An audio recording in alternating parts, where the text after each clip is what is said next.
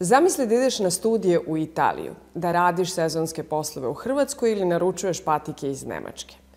I svaki put te iznenade visoke provizije ili čekaš danima da novac legne na tvoj račun. Pa to se sada menja. Crna Gora je ušla u SEPA sistem plaćanja, što znači da će transakcije sa zemljama Evrope postati brže, efikasnije i sigurnije. Skoro kao da šalješ ili primaš novac u svojoj zemlji.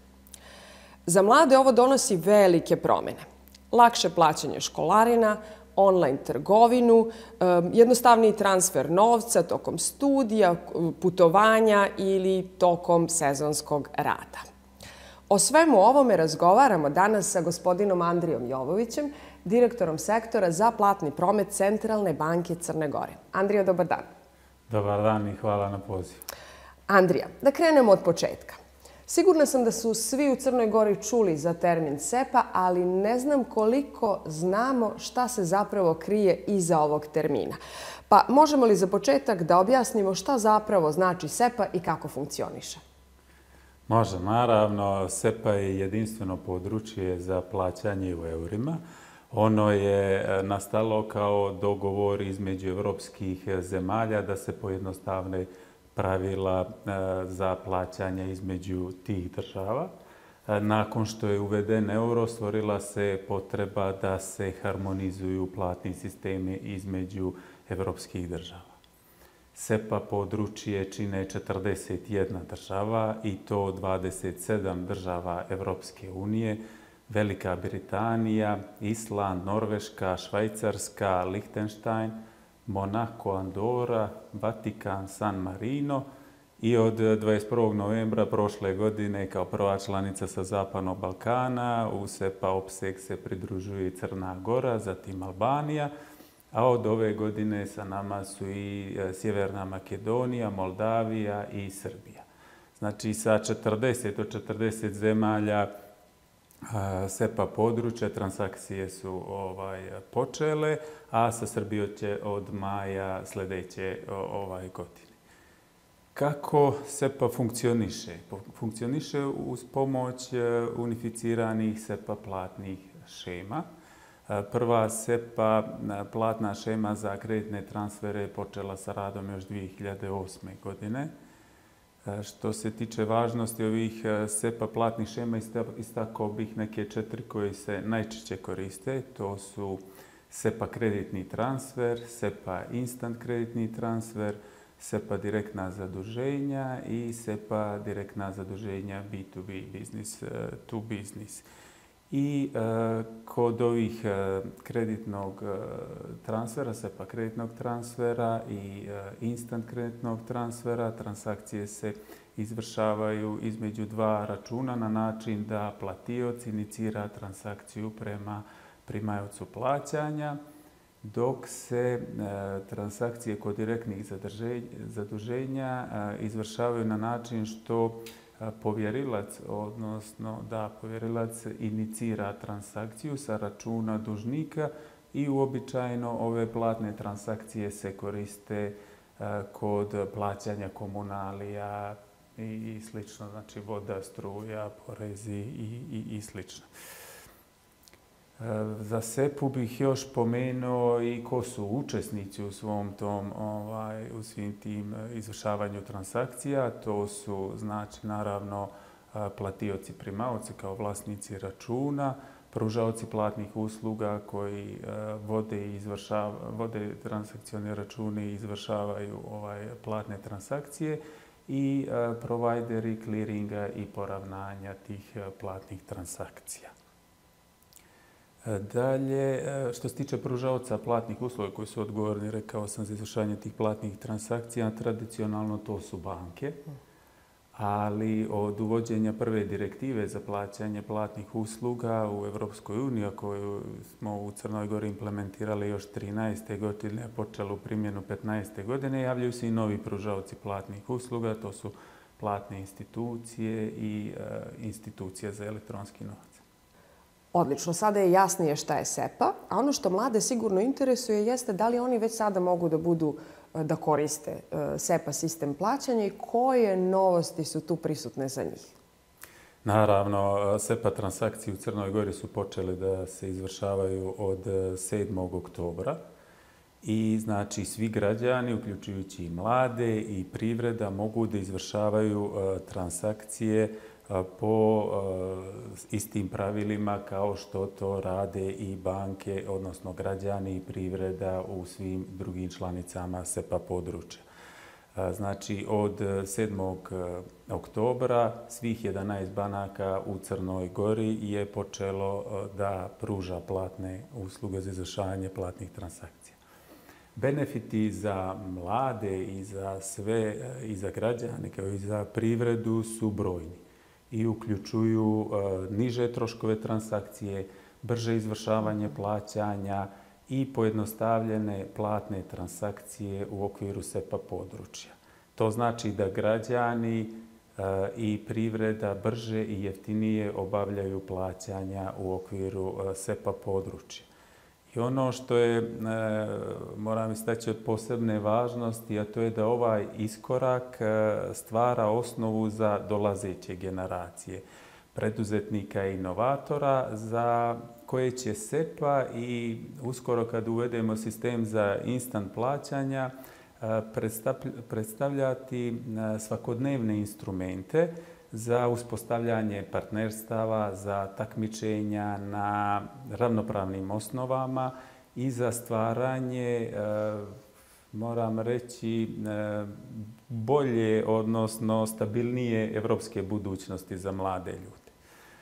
Ono što smo odradili jeste da ćemo od sada po prvi put imati i neke platne transakcije međunarodne besplatne.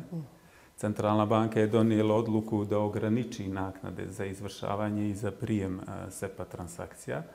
Pa od sada, znači, svi građani prvu dnevnu transakciju do 200 eura mogu izvršiti besplatno. Za transakcije do 20.000 eura i građani i privreda koji izvršavaju elektronskim putem, znači putem e-banking i mobile banking aplikacija, banke za te transakcije neće moći da im naplate naknadu veću od €1,99. Za transakcije koje se iniciraju na šalteru do 20.000 eura, banka ne može naplatiti naknadu veću od €3,99. Kada je riječ o iznosima preko 20.000 eura, oni su također limitirani na 25 eura i 50 eura u zavisnosti od toga da li su inicirani elektronski ili su inicirani na šalteru. Također, ograničili smo, kao što sam i rekao, i naknade za prijem sredstava iz inostranstva, tako da svi transferi do 20.000 eura su ograničeni na naknadu od €1,99, a transferi preko 20.000 eura su ograničeni na naknadu od 25 eura. Tako da mladi ljudi sad koji studiraju inostranstvo, njihovi roditelji mogu da im pošalju 200 eura, recimo potpuno besplatno, ili ako primaju platu iz Hrvatske, naknada za prijem te plate može biti najviše €1,99. Kada postanemo dio Evropske unije, svi ovi troškovi će moći da budu i niži iz razloga što u Evropi važe pravila da naknade su iste kao one u domaćem platnom prometu, a mi, pošto nismo dio Evropske unije još, ta regulativa ne može da se primjenjuje i na naše banke. To su stvarno velike promjene i mladi su sada svesni kolika je ušteda, koliko uštedu će imati zbog toga što jesmo deo SEPA sistema plaćanja.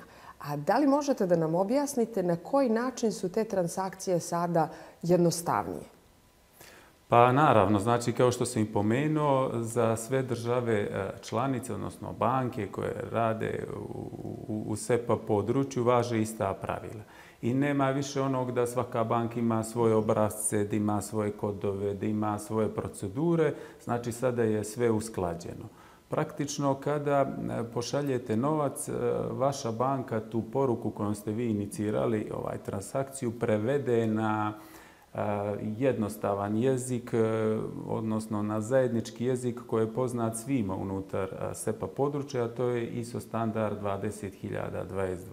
Zbog toga nema više zabune, kako se kaže, nema gubljenja u prevodu i pari idu direktno do odredišta, nema više mnogo onih posredničkih banaka koje su skidale visoke provizije.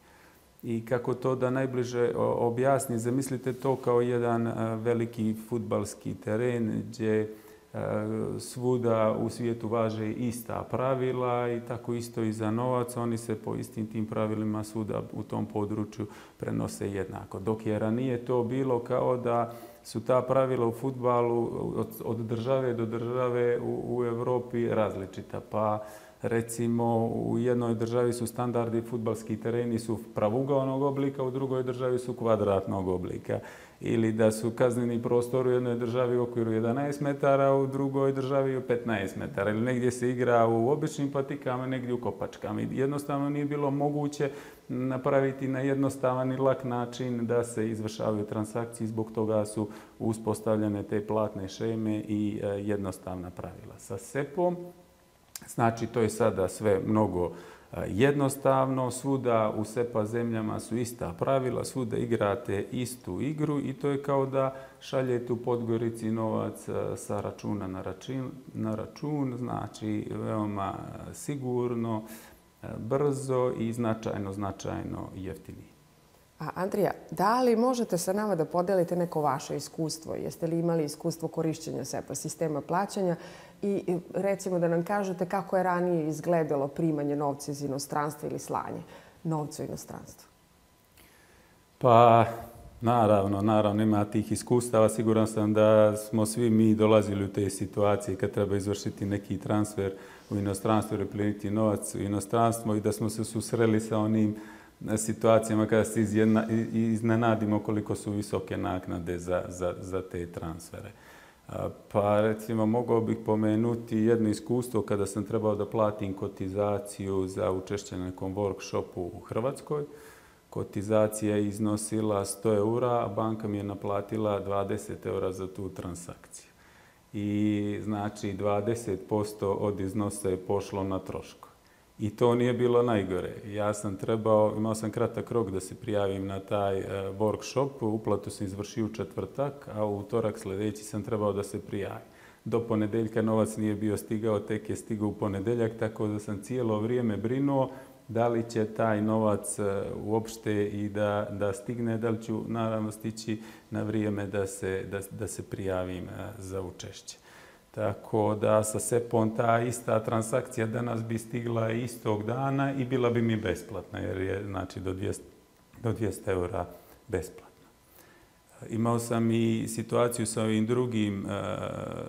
drugu situaciju kada sam trebao da primim novac iz inostranstva, znači u pitanju je bila neka naknada od 300 eura koju sam trebao da primim i na kraju sam na računu mogao da raspolažem samo sa 270 eura jer su u međuvremenu posredničke banke i moja banka uzele svoj dio i to vam je kao da ste naručili set bežičnih slušalica, na kraju vam je stigla samo jedna, onu drugu je neko zadržao da naplati troškove. A upravo me je palo na pamet jedan drastičan primjer koji me kolega iz Ministarstva financija kada smo razgovarali o SEPI prije neki dan pomenuo. Trebao je da kompletira album za sličice svom sinu i falila je samo ta jedna sličica. Oni su je na internetu pronašli u Srbiji kod nekog momka koji je tražio za to 5 eura da mu se plati na njegov račun. Kada je pošao u banku, banka je tražila 20 eura za transfer od 5 eura. A onda je pošao u platnu instituciju, tamo je bilo nešto niže od 10 eura i na kraju izvršio transakciju iz pošte, putem poštanske uputnice je platio 5,5 eura provizije za 5 eura naknade. Sada bi to bilo znači potpuno besplatno u roku od nekoliko sati ili jednog dana transakcija bi bila izvršena. Tako da su velike uštede. I zbog tih ušteda računam da će biti i veći broj transakcija nakon što smo ušli u ovaj SEPA sistem plaćanja. Dobro, sada znamo osnovu i možemo da pređemo na ono što je vjerojatno svima najzanimljivije, kako SEPA funkcioniše svakoga dana. Da li možete da nam kažete Kako će SEPA uticati na mlade koji studiraju u inostranstvu, kako će oni sada plaćati školarinu, kako će moći da primaju stipendije, recimo žele da naruče nešto preko interneta, kako SEPA funkcioniše danas za ove konkretne obaveze? Da. Pa kada pričamo o SEPA, najlakše je da je shvatimo kroz ono što svima nama treba svakog dana, to je novac u pokretu. I upravo mladi najviše to osjećaju kroz ove situacije koje ste pomenuli, kad treba da plate školarinu, da plate stanarinu, kada su na studentskim razmjenama. I tu se najbolje vidi razlika između onoga kako je bilo ranije i kako je sada sa SEPom. Uvijek najviše volim na primjerima to da pojasnim, pa recimo kada su u pitanju školarine i studiranje u inostranstvu, zamislite da ste na studijama u Ljubljani ili u Gracu i roditelji vam uplate školarinu koju trebate da platite u roku od nekoliko dana i onda morate svakog dana da provjeravate u banci da li je taj novac stigao, jer su te transakcije trajale po 3-4 dana nekada da stignu kod vas. A vaši roditelji su za taj iznos od nekoliko stotina eura morali da plate 20-30 eura provizije. I to je bilo kao recimo kupite kartu za koncert, a troškovi su kao da ste mogli da kupite i još jednu kartu. Sa SEPom ta priča postaje mnogo jednostavnija. Uplata ide kao da plaćate račun za struju ili vodu ovdje u Podgorici. Izvršavaju se, ponavljam, brže, sigurnije i značajno jeftinije. Kada su u pitanju online transakcije, znači od sada mladi ljudi mogu da te iznose za online transakcije plaćaju direktno i transparentno, bez nekih dodatnih provizija. Znači student može da naruči knjigu, digitalnu opremu, neki online sadržaj iz drugih zemalja i plati tačno onoliko koliko stoji na računu, jer upravo se potklanja sve one skrivene troškove. Pomenuli smo i studentske razmjene i u tim situacijama SEPA donosi značajne benefite jer olakšava transfere stipendija, kotizacija i drugih sredstava između univerziteta i banaka. I to znači da studenti i institucije mogu preciznije da planiraju svoje budžete i da bez odlaganja i skrivenih troškova efikasno izvršavaju te platne transakcije, smanjujući onaj, kako da kažem, finansijski stres i otklanjaju te administrativne barijere. I više puta ste pomenuli da će SEPA smanjiti troškove. Na koji način konkretno SEPA smanjuje troškove za mlade kada vrše ta finansijska plaćanja sa inostranstvom? Finansijske transakcije, ne samo plaćanje. Pa na način da, ajmo opet sa primjerima, kada radite, evo sve više mladih sezonski radi u Hrvatskoj, vidim i Austriji, Njemačkoj i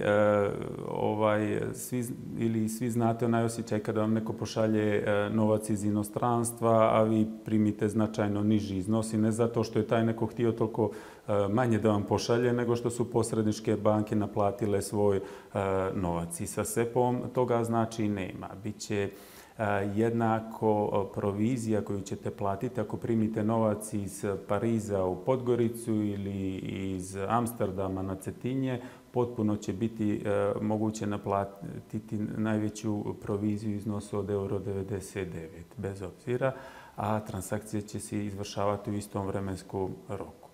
Pomenuo sam kada postanemo dio Evropske unije, ti troškovi će biti značajno niži i pomenuo zbog koje regulative. Trenutno, iako smo dio SEPA, banke iz Europe nas baš i ne posmatraju kao dio tima, nego nas posmatraju kao treću zemlju i naknade su značajno veće kada neko plaća recimo iz Pariza u Crnu Goru, nego iz Pariza da plaća u Amsterdam. Ali zbog te regulative koja izjednačava naknade na prostoru Evropske unije. Kako još da pojasnimo? Pa vezano za benefite kod prijema novca i smanjenja troškova nezaobilazno je pomenuti doznake, odnosno sredstva koja naši državljani iz dijaspore šalju svojim porodicama, samim tim i mladima, godišnje. Koliko su one značajne za našu ekonomiju govori podatak da su u 2024. godine novčane doznake iznosile oko 843 miliona eura i one su bile gotovo izjednačene sa stranim direktnim investicijama koje su u 2024. godini iznosile oko 856 miliona. Sami podatak da to čini 11,3% bruto domaćeg proizvoda govori nam koliko je značajno za našu ekonomiju. Što se tiče samih doznaka, Centralna banka vodi statistiku o doznakama samo koje su pristigle kroz formalne kanale, odnosno koje su transferisane putem banaka i platnih institucija. I troškovi tih transfera su bili veoma visoki, tako da SEPA smanjuje troškove naknada za te transakcije, što znači da više novca stiže do mladih i do porodica, a ne zadržavaju ih banke. Što se tiče nekih projekcija, one su da naši građani dijaspore proslijede prema svojim porodicama oko pola milijarde doznaka putem neformalnih novčanih tokova, posebno neformalnim tokovima, tako da će se pa sigurno omogućiti da se značajan dio tih sredstava uvede kroz formalne kanale. Procjene od uštede od SEPA su veoma značajne. Procjene su da će se godišnje od bankarskih naknada ušteđeti preko 10 miliona, odnosno nekih 14 miliona godišnje, u nekom srednjem roku i do 50 miliona eura. Znači, ako tome dodamo i neke digitalne projekte sa kojima su počeli, kao što je tip sklon, odnosno uvođenje sistema za instant plaćanja, projekcije su da bi godišnje uštede mogle da idu i do 160 miliona, a to bi činilo nekih 2,3% BDP-a. I ako to primijenimo na nivou pojedinca, dolazimo do iznosa nekog od 258 eura dodatnog godišnjeg dohotka po pojedincu. Tako da, značajno uštede. Značajne su uštede. A kako možete da nam objasnite, recimo, kako bi SEPA mogla mladima da pomogne da lakše upravljaju financijama ako su, recimo, na putovanju van Crne Gore ili rade van Crne Gore? Pa na vrlo praktičan način. Sa SEPom mladi mogu da koriste svoje devizne račune koje su otvorili u Crnoj Gori, potpuno jednako u svim državama Evropske unije. Kad god nisu tu, kad god odu negdje od kuće, to znači da će moći da primaju platu, da plaćaju kiriju, školarinu i da šalju novac kući kada su na radu u inostranstvu. U suštini SEPA ne olakšava samo plaćanja. Ona mladima otvara prostor ka jedinstvenom evropskom tržištu i daje im veću mobilnost bez brige o bankarskim granicama. I kada, recimo, idete na studentsku razmjenu, najvažnije je da imate siguran pristup novcu. Ili kada idete, pomenuli ste sezonski posao, u tim situacijama poslodavac traži računa koji će da vam isplati platu i kad on vidi koliki su troškovi da novac transferiše na vaš račun u Crnoj Gori, insistirao je ranije da taj zaposleni naš građanin otvori račun u toj državi. Svi znamo kolike su procedure za otvaranje računa u inostranstvu za nerezidente u zavisnosti od države do države, a onda u jednoj situaciji vi svakako morate taj novac da transferišete u Crnu Goru i opet se srećete sa svim tim visokim troškovima. Od sada sa SEPom sigurno poslodavci iz inostranstva neće insistirati da vi morate tamo da otvorite račun, jer će troškovi transfera biti značajno jeftiniji. Jer sa SEPA-om sve te barijere nestaju. I plata iz Splita ili stipendija iz Beča stiže u vašu banku bez problema, brzo i sa značajno nižim troškovima. I na taj način možete da planirate vaš budžet, znate koliko novca imate na raspolaganju i nema onog neprijatnog iznenađenja kada na kraju mjeseca vidite koliko je novca otišlo na te bankarske provizije. Također pomenuli smo i upravljanje financijama na putu i tu značajno može SEPA da pomogne mladim ljudima, naročito u onim nepredviđenim situacijama kada morate hitno recimo da platite neki smještaj, neku rezervaciju, to ćete moći i sa vašeg računa da izvršite veoma jednostavno i praktično bez velikih bankarskih troškova. A što se tiče, znači i u toj situaciji vam SEPA omogućava veoma sigurne i brze transakcije i to vam daje slobodu i sigurnost da je novac uvijek sa vama na putu. I najlakše nam je to da uporedimo, jer sjećate se svi kako je to bilo sa mobilnim roamingom kada iz inostranstva ili iz regiona zovete kući, koliki su to bili troškovi. Znači, nakon toga je Europa uvela da tu akciju, da to pravilo, odnosno roaming kao kod kuće, koje se primijenilo i na region, odnosno na Zapadni Balkan, pa sada možete da zovete, surfujete, koristite telefon kao da ste kod kuće. I upravo to SEPA radi i za novac, ona briše granice i daje vam osjećaj da ste svuda kao kod kuće. Ali SEPA nije samo praktična promjena. SEPA je korak u budućnost i mi sada možemo ovu sliku da proširimo i da vidimo da li zapravo primjena SEPA sistema plaćanja za Crnu Goru znači i tesnije povezivanje sa evropskim finansijskim sistemom. Naravno, znači odgovor je da i to već sada vidimo od 7. oktobra od kad su krenule prve SEPA transakcije. To znači da naše banke koriste ista pravila kao i one banke u Njemačkoj, Italiji, Francuskoj i ovo je veoma važan politički i ekonomski signal da Crna Gora ne samo da je okrenuta Evropi, već je i infrastrukturno povezana sa evropskom platnom infrastrukturom. I baš zbog toga u procesu u procesu evropskih integracija SEPA se posmatra kao neka tiha revolucija, jer bez mnogo buke donosi konkretne benefite i uklanja, odnosno pojednostavljuje plaćanja unutar SEPA zone. Dakle, budućnost financija u Crnoj Gori je evropska. Ona je direktno povezana znači sa Evropom i ona je već tu i mijenja način poslovanja. Instant payment je sljedeći korak, kao što sam rekao, krajnji cilj je uključenje u kompletnu infrastrukturu, platnu infrastrukturu Evropske unije. Za mlade ljude to znači da će otvara više prilika za freelance i online posao, onda otvara jednostavniji pristup evropskom tržištu, zatim jeftinije i brže poslovanje ukoliko se bave nekim biznisom i mogućnost da razviju neke nove ideje na potpuno jednak način kao njihovi vršnjaci recimo u Amsterdamu, Pragu ili bilo gdje drugo u Europi.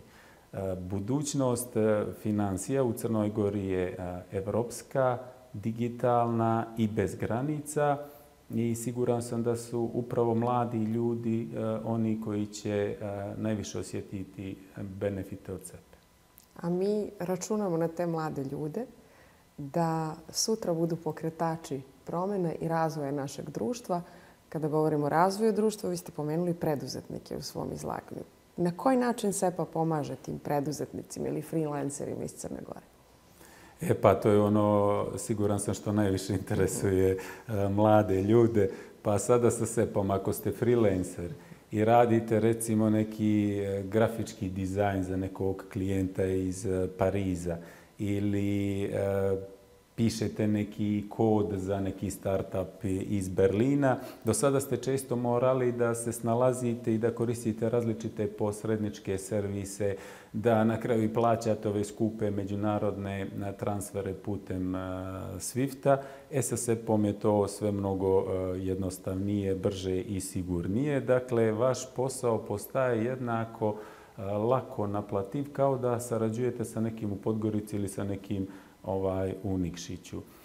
Za mlade ljude SEPA znači ulazak na evropsko tržište bez dodatnih barijera. Pa recimo, ako vodite neki mali e-commerce biznis i prodajete neke proizvode ili usluge online, pored skupih kartičnih plaćanja sada, svi znamo koliko su skupa ta kartična plaćanja i kolike su te trgovačke naknade koje banke naplaćuju za uspostavljanje infrastrukture na prodajnim mjestima za prihvatanje platnih kartica. Sada može da se omogući da vaše proizvode prodajete putem kreditnih transfera, odnosno plaćanja putem računa, što vam značajno štedi sredstva kod tih transakcija. Tako da ako radite sa dobavljačima iz Italije i iz Hrvatske, plaćanje postaje veoma jednostavna. Ali ono što bih istakao kao najveći benefit u ovoj situaciji za freelancere i za mlade preduzetnike jeste da SEPA daje sigurnost i povjerenje. Jer kada stupate u partnerski odnos sa nekim evropskim kompanijama, činjenica da koristite istu infrastrukturu plaćanja povećava povjerenje kod samih tih partnera. Nakon ovog vašeg odgovora, ja sam sigurna da mladi koji imaju neke svoje preduzetničke ideje, ali su one ostale zaključene u fioci i čekale pravi trenutak da ugledaju svetlost dana, da ste ih motivisali, da sada da ste im obezbedili sve uslove da oni tu svoju preduzetničku ideju i realizuju. A da li možete da nam kažete šta je to sve, što su to naredni koraci za potpunu realizaciju SEPA sistema plaćanja i šta je to što mladi mogu da očekuju narednim godinama? Naravno, iako SEPA već funkcioniše i platne transakcije su počele da se izvršavaju, ovo je tek početak. Sljedeći veliki korak je uvođenje sistema za instant plaćanje u Crnoj Gori.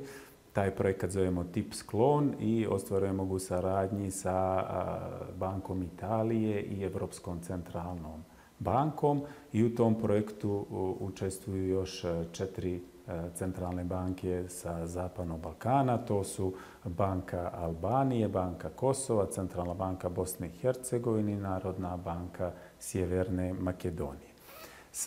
Samo uvođenje sistema za instant plaćanja podrazumijeva da će se transakcije izvršavati u roku od nekoliko sekundi, maksimalno do 10 sekundi, 24 časa dnevno, 7 dana nedjeljno i 365 dana u godini. Znači, nema više čekanja do sutra, transakcije se izvršavaju u roku nekoliko sekundi i to je onaj najveći benefit koji će se ostvariti uvođenjem sistema instant plaćanja. Druga faza tog projekta podrazumijeva regionalno uvezivanje sa državama koje sam već pomenuo. Znači, moći ćemo sa svim tim državama da izvršavamo platne transakcije u roku od nekoliko sekundi. I konačna faza projekta sistema instant plaćanja je povezivanje sa evropskim TIPS-om. To je Target Instant Payment System, odnosno sistem za instant plaćanja koji se koristi na prostoru Evrope. Tako da ćete moći da šaljete i primate novac prema i iz bilo koje države u Evropi u roku od nekoliko sekundi, bez obzira da li kupujete kartu recimo za koncert u Beču ili naplaćujete neku svoju uslugu iz Praga. I za mlade ljude to znači jedno, da je budućnost u kojoj je novac uvijek online i da sve funkcioniše instant, bez čekanja i bez nepotrebnih troškova.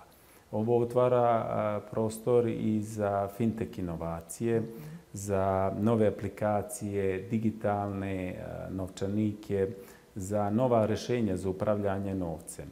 Jer mnogi mladi preduzetnici u Europi su razvili ozbiljne start-upove koji se oslanjaju na ovu infrastrukturu instant plaćanja, tako da Crna Gora sada dobija priliku da bude dio te priče. Dali ste im još ideja za preduzetničke poduhvate. Polako razgovor privodimo kraju. I sad je jasno da SEPA donosi puno praktičnih promjena, da su transakcije, kako ste rekli, jeftinije, sigurnije, bezbednije, a da se mi polako jače povezujemo sa evropskim finansijskim sistemom. Šta je to što biste na kraju poručili mladima? Pa ono što bih na kraju poručio jeste da SEPA nije neka dosadna bankarska priča.